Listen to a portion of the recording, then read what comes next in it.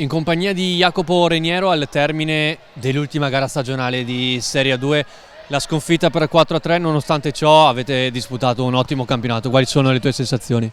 Beh, intanto buonasera a tutti. Sì, noi ci tenevamo a fare bene questa partita, a vincere per mantenere il secondo posto. Adesso non so i risultati dalle altre piste, però vabbè, questa sconfitta non toglie niente dal grande percorso che abbiamo fatto questa stagione di crescita. Penso che siamo salvi da un mese e passo, non lo so, però da tanto. E non so se a inizio stagione quanti pensavano che noi facessimo così bene in campionato, quindi sono orgoglioso di tutta la squadra e dei progressi che stiamo facendo.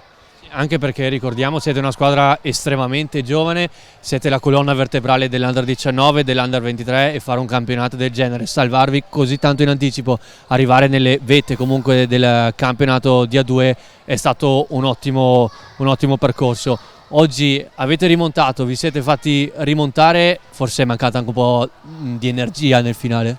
Sì, più che energia manca l'esperienza che stiamo facendo l'anno scorso, quest'anno stiamo facendo tutta esperienza che ci servirà per l'anno prossimo, è quello.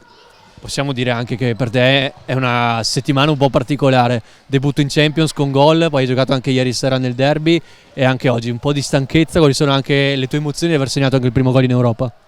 Beh, devo ringraziare la società e Joao, l'allenatore, che mi ha dato questa opportunità e spero di averla colta al meglio di come potevo fare. Grazie mille.